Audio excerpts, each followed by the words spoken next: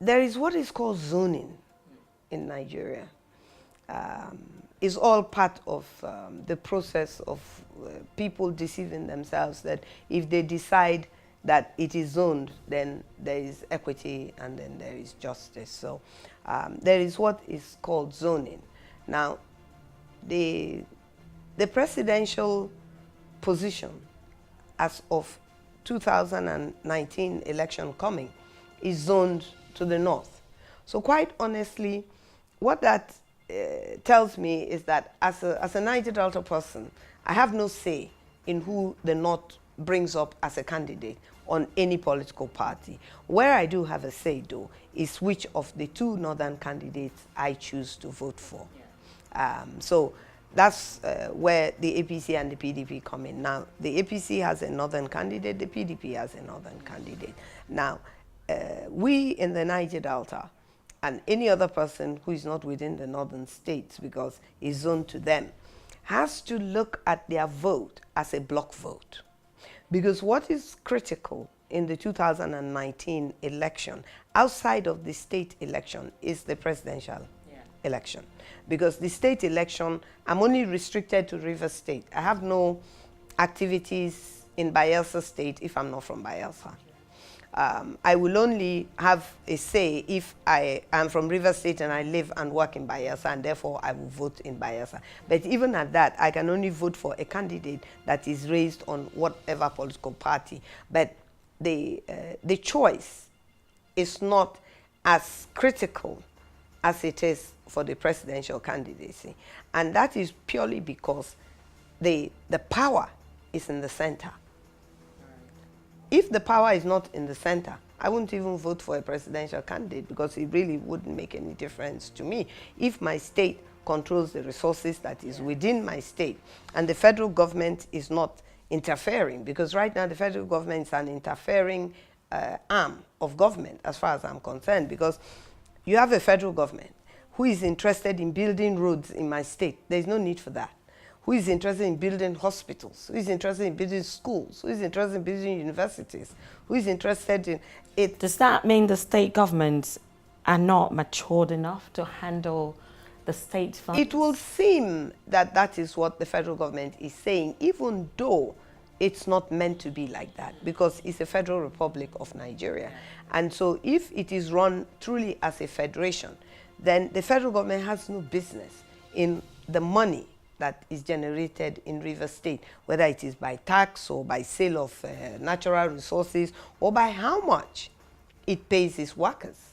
The state will decide, or by what time it wakes up in the morning to go to work and what time it closes. It shouldn't be the responsibility of the federal government. Do you think the fact that the federal government is in charge of the state's funds as well, or the whole state, the entire states in Nigeria is being run by the federal government? Do you think that's kind of restricted or has created some sort of, has been the cause of not developing?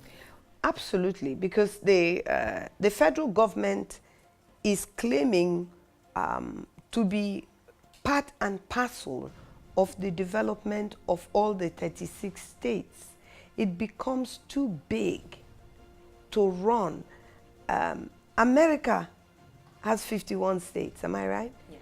There is no way Donald Trump can sit down in Washington and be involved in every single thing that goes on in all the 51 states in America. But that's what happens in Nigeria, and it's not supposed to be like that. And so if we restructure, when we say let us restructure, this is what we're saying. We're saying unbundle these things. Don't be interested in the road in my state. Don't be interested in the resources in my state. Generate your own resources. Let me pay tax. Let the states pay tax to you.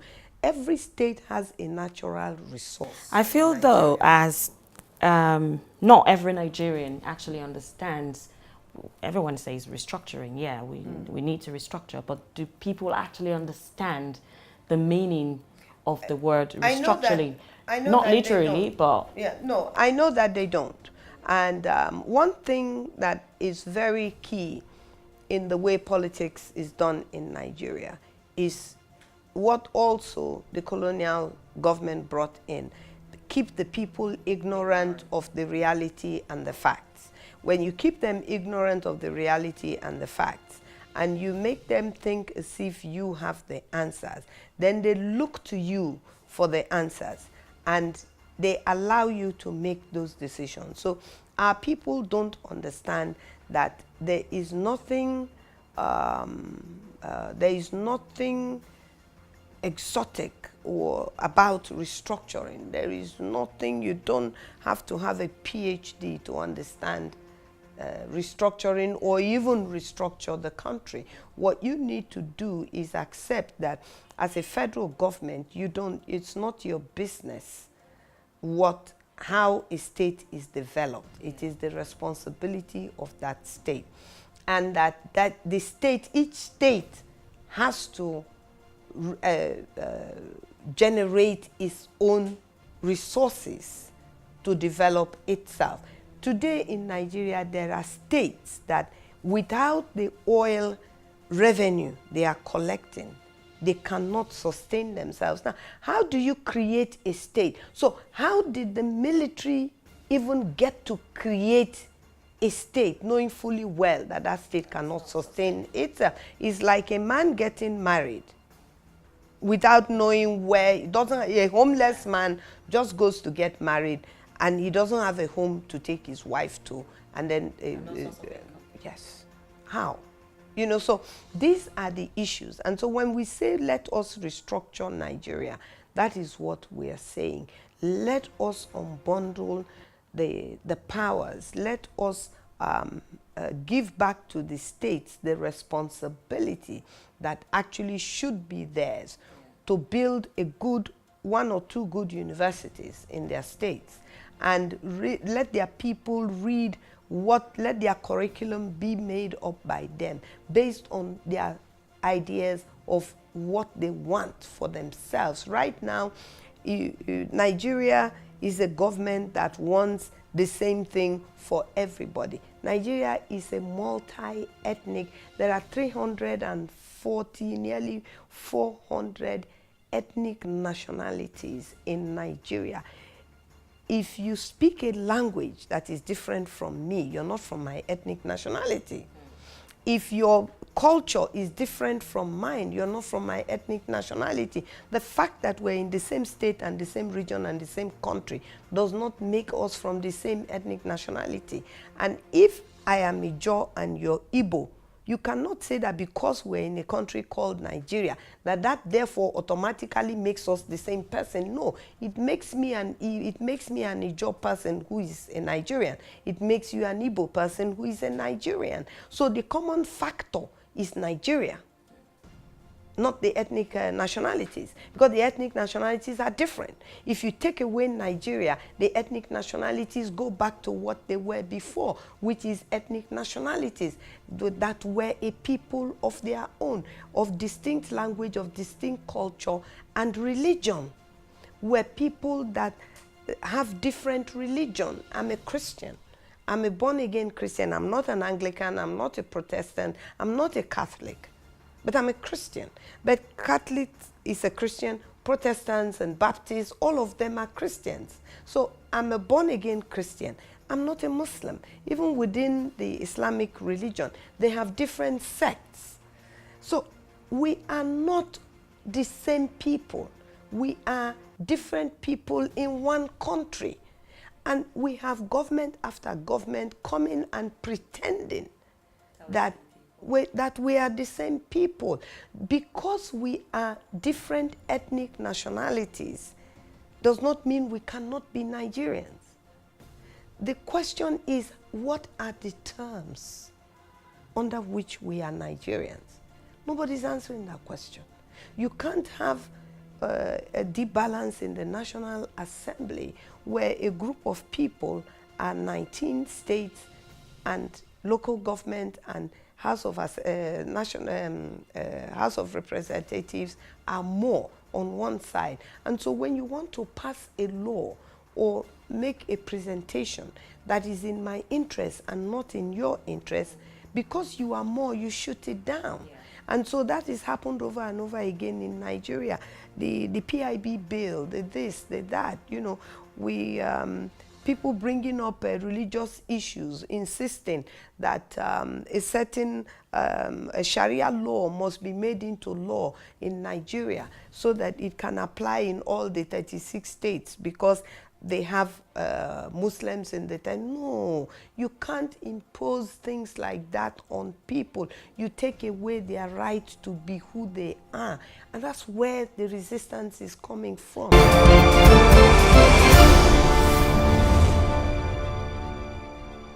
Do you think the amnesty that was handed to the Niger Delta militants should be also offered to the Boko Haram sect as well? It's not the same thing. Niger Delta people, the activities of the Niger Delta armed agitation is not a terrorist agitation. Boko Haram has not only been accepted as a terrorist group, it identifies itself as a terrorist group. It has identified itself and paid allegiance to ISIS. ISIS is a recognized terrorist group. Now, you cannot compare the agitation for liberty, equity, and justice with the terrorist activities of a group of people who want other people to be forced into their way of life, of religion, into Boko Haram has stated very clearly that Western education is bad. Well, the Niger Delta people don't think Western, so we have nothing in common with the Niger Delta agitation. It's nothing like what Boko Haram is doing. It's an insult to even place it side by side, you know. So the amnesty that the Niger Delta that was given to the 30,000 youths that carried arms is paid for and is sustained with the resources that is coming from the Niger Delta. So if you give amnesty to terrorists, what are you saying? And in any case, where are you going to get the funds to give them the, in any case, are they even asking for, or are they even accepting? Well, in a way, they ask for ransom, don't they? Some of them ask for ransom. Well, that's not the same thing, because ransom is you kidnap people like they do, and then you ask for ransom, and you know, so it's not the same thing. And I'm not, I mean, my position is not just because I'm from the Niger Delta. Yes, I'm from the Niger Delta. But what the Niger Delta people did when they carried arms and what Boko Haram is doing or has been doing in the past 10 years or so is not the same thing at all. There is no correlation at all whatsoever. This administration claims that they've put in place the Ogoni cleanup. How well do you think they're doing with that so far? This I tell you, Ogoni is in my state. And I know the Ogoni story as well as I can know it in the past 20 years. I can tell you clearly that first and foremost, Buhari did not put the Ogoni cleanup in place. That's a fact. The Ogoni cleanup is a call by UNEP based on the research work that UNEP came to do on the environment. And they used Ogoni as a test case. If they had gone to every other place where there is spill, it would have been much worse than that. But Ogoni is the entry point.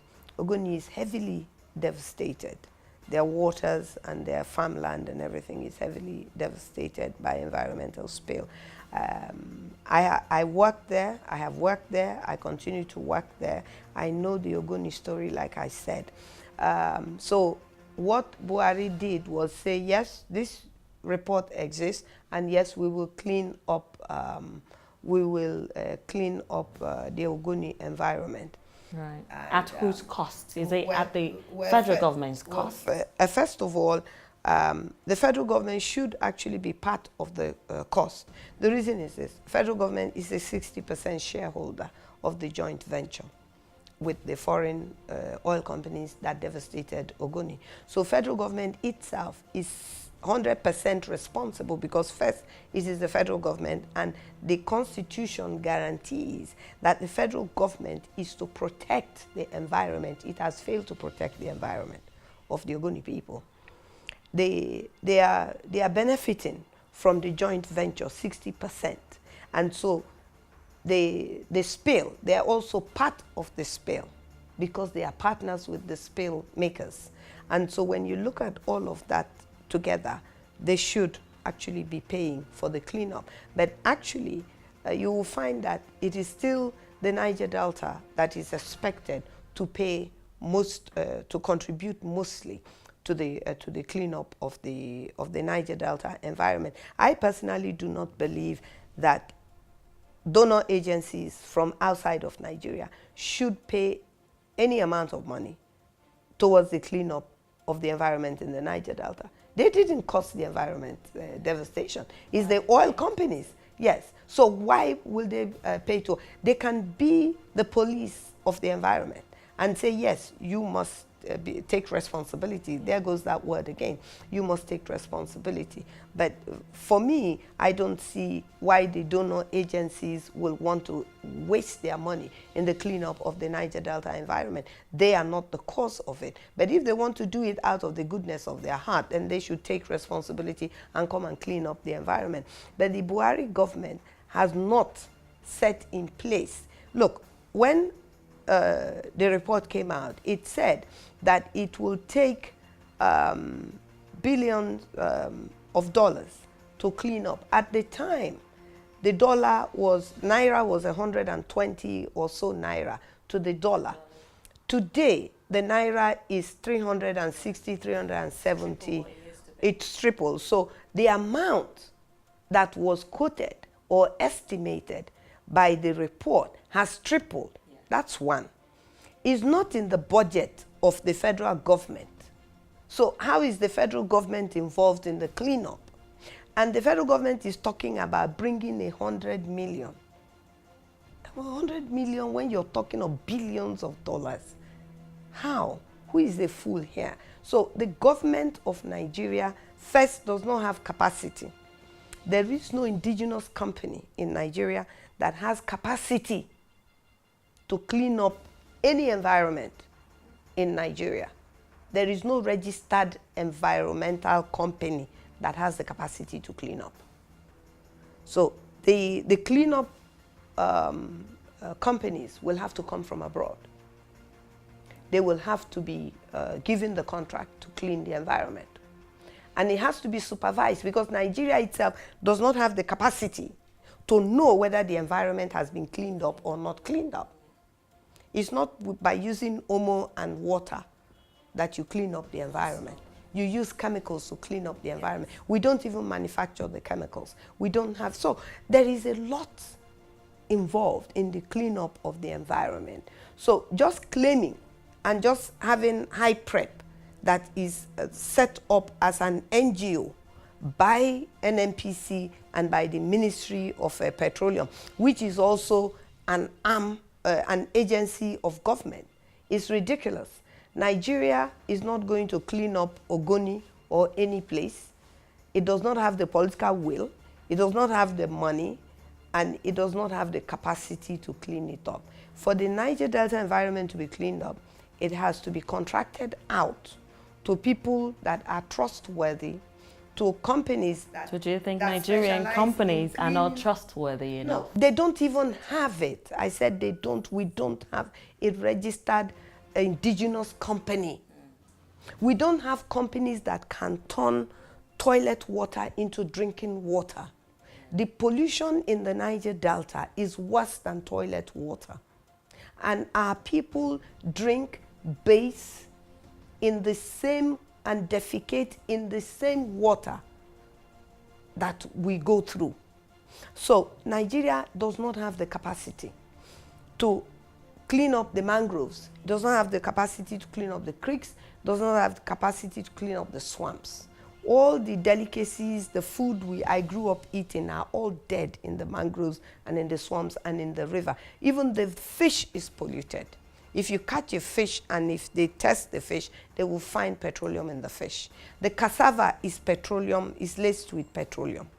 And so when you look at all of these things, and somebody like me who lives and works and breathes the polluted air in the Niger Delta, it is offensive when I hear people say the federal government is going to clean up, any federal government is going to clean up the Niger Delta. First, I know they can't, they won't, and they don't have the capacity.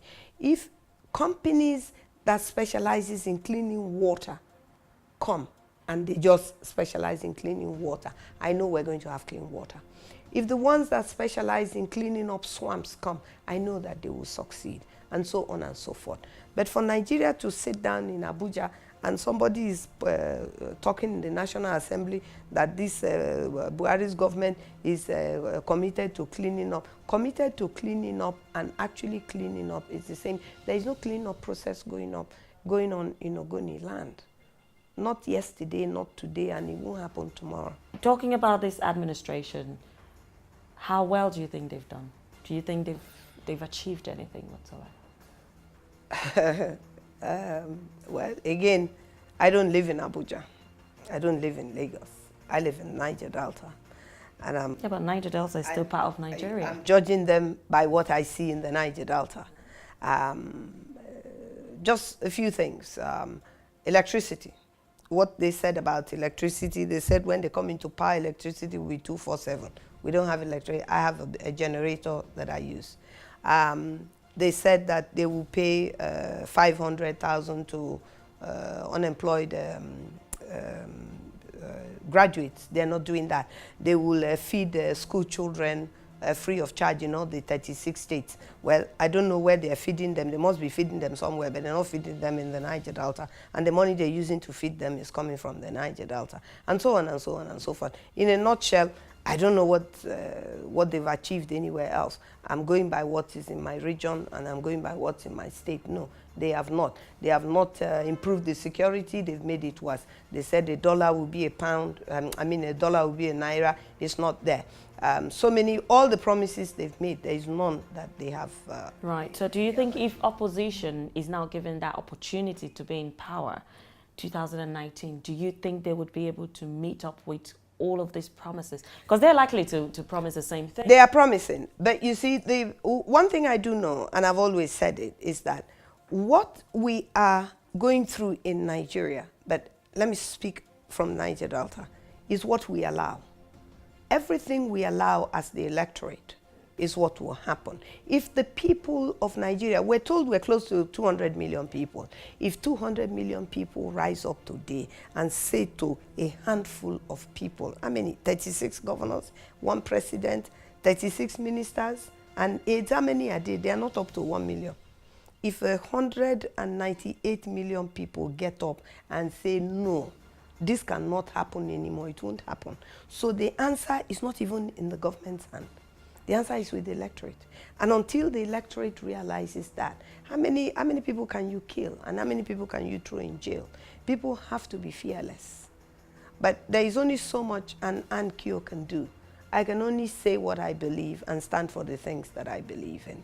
And until everybody is ready to stand for what they believe in, that is just and equitable, I don't think that we will get anywhere with Nigeria or anywhere else. If PDP is making promises, I intend to mobilize for us as much as I can, as little as I can, for us to hold the incoming government or the contesting government to be able to live up to the promises that they are making.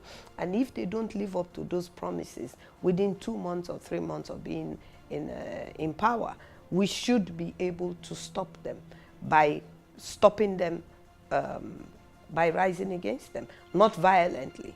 But 190 million people, 98 million people, if we all wake up one morning and sit on the streets, I don't think that this government would last 24 hours, but people are not prepared to take the right actions to get the right results. Thank you for coming on the program, and I have been truly inspired having you on this program. I've truly enjoyed it. And yeah, if you have enjoyed this program as much as I have, yeah, come again with me next week.